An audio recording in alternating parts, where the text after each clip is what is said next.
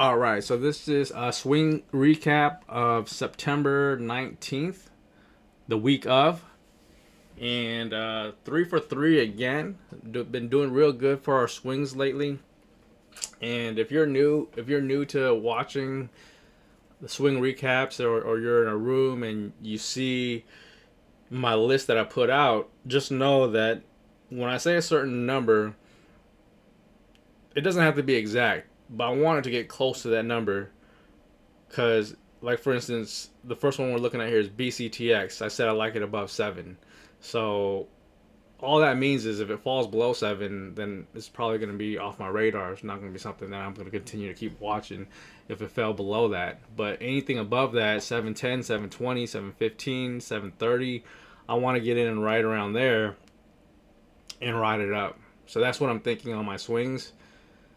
And this week was great because on Monday the market was selling off and a lot of things just dipped down. So on BCTX, I said I liked it above 7. Let's go ahead and just put a line where 7 is. 7's right there. This was This was last Friday right here. So I put out my list on Sunday. So the day coming in was this day. So right on Monday it dipped. It dipped to, like, let's say the low was 703, right? So anywhere you get in right here, 703, 705, 710, and it was really stress free. I mean, you would have been able to ride that all the way till Friday, and it would have been a decent gain for you. It went from, let's say, 715 all the way to about 942, right? So this is one thing that I was looking at here, just to kind of give you an idea, was a breakout, a clear breakout above 7, right? But mainly it kept on putting lower highs right here, higher lows. It's putting up higher lows right here. It set a new foundation right here, and when it broke through here, you kind of have a feeling that this 7 area is going to act as a support level, and it proved it right here this day. Before I even put the list out, that this is one thing that I was looking at 7 acted as support here. Even though it fell below a little bit, it bounced right back up. So when 7 held as support, I felt pretty bullish on this, and this is why I put it on my swing. I feel like it still could go, but it might fall back for a few days before it makes another run. I'm out the trade right now. I'm not going to be in it. I'm probably looking for something else now, but that was pretty much the trade right there. So roughly $7 to about 950. Pretty decent gain. Next one is LWLG. LWLG, I said that I liked it above 10. And so we'll go ahead and draw a line at 10 here, roughly 10. This was Monday, right? So Monday it dipped down right off the open, and I actually got in at about 1050 and was able to ride it up. So 1050, and that was the trade right there, right? So you always want to kind of plan where you might want to take it to. You knew that there was going to be some type of resistance right here, but it's still a good trade. I mean, 1050 to 13s, it's a nice little gain right there. Who knows what's going to happen now? It still could be uptrending, but it's taken a couple of days off here. Had a decent volume day, but usually if the volume fades, the price fades along with it. But in this case, who knows where it's going to find its floor. But for a swing, it was a nice 2-day swing there for you. You could have been held it for 3-4 days. You still would have been up somewhat. So decent trade, decent swing again.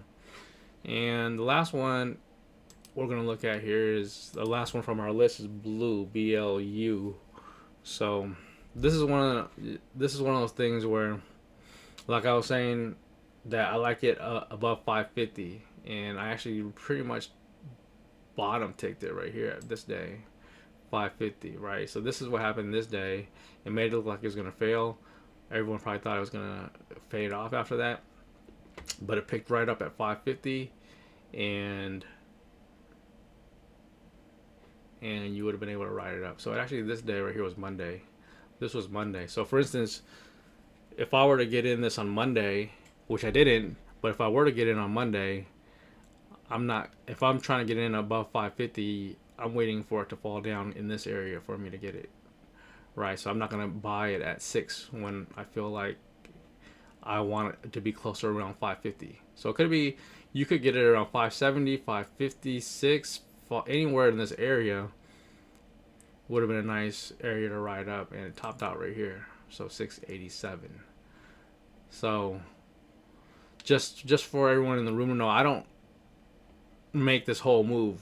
You know, usually on something like this, I'm probably selling right here. So even though I put the percentage gains there, I don't usually catch the whole move, but I catch a nice meat of it, the nice portion of this move that I'm gonna catch, right? Because you don't know what's gonna happen. But all your goal is to do is to buy it while it's lower and then sell it when it's higher, right? That's the whole goal, right? But if this thing were to fail, then I would have got out for a very minimal loss. So just keep your losses in check. Mainly is one of the things that keep you disciplined and keep you in this thing long-term trading. But just to kind of give you an idea of what I was thinking here on this trade was, if you look at the daily chart, it had a huge volume day here. Not huge, but bigger than normal, bigger than is what it's used to, right? So usually this day here, I don't even pay attention to it this day just because it's the first day.